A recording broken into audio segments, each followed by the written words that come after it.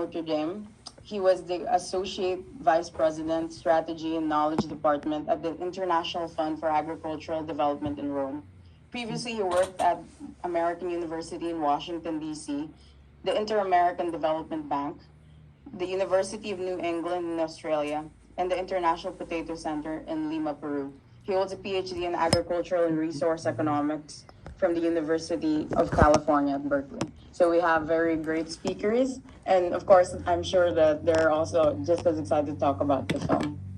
So what's interesting is that we prepared questions that were questions also that come from the filmmakers themselves. So SPI was fortunate to be able to get these and to engage with the filmmakers themselves. And without further ado, we can start with the first question. So our first question is, how does the film challenge what food systems could look like? So anyone could go first, but we did notice that in the film, they spoke about how current food systems are not only built in opposition to indigenous people's ways of life, but also are not sustainable for how our lives are for everybody. So anyone who wants to go first? Okay.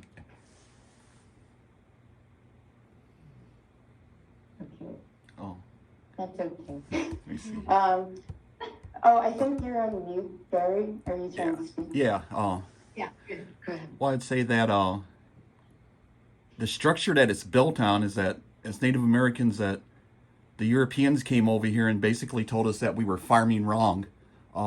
Basically, when there's documents of George Washington and other people during that time burning mass, talking about that they would come into areas and find, there was one story of rows of corn 3 miles, 3-mile rows of corn, perfectly grown. They burned it because they knew that was the food for the people. And that's how we would, and our farming techniques were different back then and stuff. We knew how to grow stuff. Then when colonization came, basically they told us we were farming wrong, and we had to farm the American way, their way, which, as we see now, doesn't work. Our soils are dying. Basically, we see all the runoff and stuff now. It doesn't work. So I just wanted to kind of throw that one out there. Thank you, Gary. I feel like it really helps that we are learning more personal stories, and Gary is here to kind of add to that. Garrett? Oh, go ahead, sorry, Paul. Either way is fine if you want to go, Garrett. Sure. But I'll start just by saying thanks so much to Accomplice and SPI for having us all and for the opportunity to share this film. I think I would just build on what Gary said and what Mika noted as well. I think what the film brought home for me is the absolute unsustainability of existing foodways, and it just calls into such sharp focus the false promises of the neoliberalization of our foodways, right? The idea that the deregulation of food and the kind of the globalization and deregulation of foodways will lead to something like equity, will lead to something like provision for the public good, when in reality this is leading to the enclosure, the privatization of formerly common lands, the dismantling of local and indigenous foodways, and replacing them with something that is, again, neither healthy nor sustainable. And so I think it just brings into sharp relief kind of the false promises of justice that we see in this sort of neoliberal approach to a global food economy. Thank you. Thank you, Garrett. Paul? Thanks. Well, just following what Gary says is quite interesting in the film itself. I mostly work internationally, so for me, part of this is eye-opening of what's happening in the United States among the native populations here. But I've worked in the Andes and Mesoamerica with tribal populations in India and the Philippines. The organization I worked for, the International Fund for Agricultural Development, held Indigenous Peoples Forum every 2 years in Rome. So Indigenous people from around the world would come, and I chaired the last meeting because of my position there. And what's striking is how similar it is, how the problems and the challenges that Indigenous people face around the world and the situation that has occurred around food, how consistently bad it is in different places. But I think that there's at least starting to be much more movement towards addressing these issues. There was the climate change, the COP26 in Glasgow, and it didn't go far enough, but at least there was, for the first time, some mention of indigenous peoples in the communique.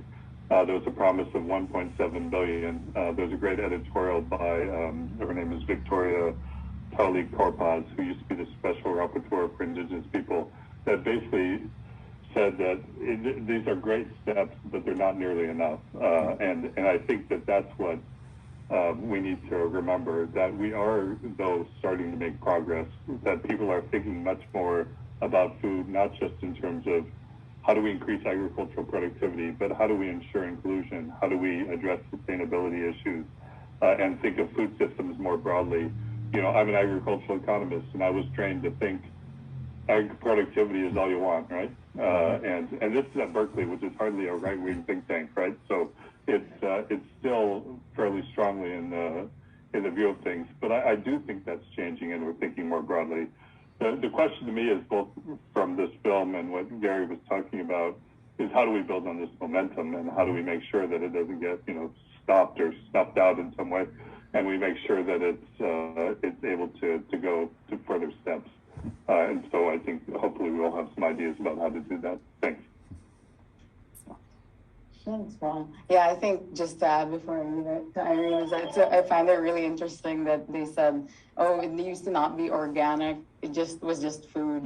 And now you have to restart that movement. So next is Irene. Irene, I want to be sure first. Am I saying your name right? So please. Hi, yeah, it's Erin, but I get both. It's okay. I guess just adding on to what you all said, you are more familiar in this area than I am, but how this film challenges food systems would be by adding our ideas of gratitude and reverence into harvesting foods, because our native ways was not to grab things and it was not to just because we could, and we would only harvest things when it was in season or when we knew that it was ripe to pull from. And so now we're seeing a surplus of foods that are just getting wasted. And so by going back to our ways, we see systems that are using the whole animal or using all parts of the food. So I believe that that's how we're challenging the food systems nowadays. Thank you so much. I think does anyone else have anything to share? It's okay if you guys don't. It's just really nice to have experts talk about this too, for sure. So we'll move on to the next question. So which is, how does the preservation of native foodways contribute to healing intergenerational trauma? And I want to start us off with Gary, and then Aaron, and then Paul, and then Garrett. So Gary? Oh. Say that again? How? It's okay. Yeah. So the question is, how does the preservation of native foodways contribute to healing intergenerational trauma? Oh, well, let's see. The plants in us, part of it is that we need to understand that we all come from the same thing. We're all made from the same, everything is the same. We have the same DNA, that's us. And as we look at it, they're our family. We treat them as our family. Our traditional seeds are kept with our language people, so they understand that stuff. So it's like, I kind of losing my train of thought here. So if I kind of just put me back on track, I just lost my train of thought. I do apologize. I forgot what the question was. It's okay. It's more of I think the question's on how this native foodways, how do they contribute to healing intergenerational trauma? Well, yeah. Well, it teaches us, see, like my grandparents and that, like many other people in the country, that they were forced to go to boarding school, so they didn't get to learn their traditional cookings and stuff. And this is kind of healing some of that for people. They get to come out and stuff and learn. During some of our food summits, like we hosted a food summit here, but we hold it in different areas too. And we were in Meskwaki, out in Iowa, and we were having a discussion, and we passed the ear of corn around. But anyhow, during that discussion, the people, we talked about the DNA and stuff, and literally grown adults, all different ages, were sitting there crying because how much those seeds meant to them. And their families kept them, and they hid them during boarding school time. And they came home and they have those seeds, but they could connect, so that those seeds connected them back to who they were pre-boarding school, is how they look at it and stuff. I hope I kind of explained that good, but that's kind of how I see it, and that's just one way. Plus with us, it comes the language, because the seeds are our family, so they understand our language. So we try to only speak language to them. So that's bringing you back to your tradition, traditional gardening, and we teach traditional tools, a bison blade and a hoe. Then we work with other groups like the University of Michigan. They have a large garden area. We've actually started. They're rematriating seeds to us, or some of our traditional seeds, but we're also working with them on regrowing them, because some of these seeds they've been sitting in drawers for 80 years, and the university wanted to get with us and say, hey, how can we tell future generations that we let these seeds die? Well, those are our ancestors and stuff, so that's bringing stuff back. So that's all I kind of have right on that. Thank you. No, thank you so much, Gary. I think it's really important to realize like so much of the justice we want in the future requires reckoning a lot with how much violent history there is against Indigenous people. So, Erin?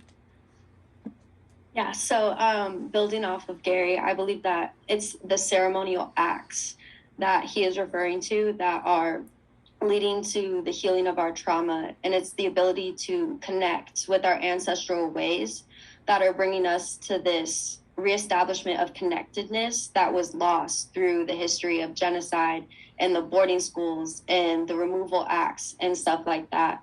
And as Gary stated, we believe that we are connected not only to each other as a community, but to the land and the spirits. And so if our wheel of connectivity is broken, we ourselves are broken. And so by returning back to our traditional ways of harvesting and cooking and listening to our ancestors, we are giving gratitude. We are able to heal our past traumas and find peace within the world and within each other. That's all I got for y'all. Thank you. Thank you so much. Garrett? Yes. Yes, I think I would just add to that. So a number of the theorists I work with are in the indigenous resurgence tradition, which is focused on a fairly maximal account of decolonization, focused on specifically on the repatriation of indigenous land. And so within this, they talk about settler colonialism as not a historical fact, but an ongoing form of violence and marginalization that seeks its own end, by which they mean that settler colonialism and the logics it perpetuates are focused in the present on the ongoing erasure of indigenous peoples who represent the largest threat to settler domination of the land and its resources, right? And so in addition to what we would think of as in peace studies as direct violence, so genocide, military conquest, you see forms of structural violence and cultural violence that also seek the same end. And, Gary mentioned the boarding schools. We can think of that as well as the disposition from the land itself.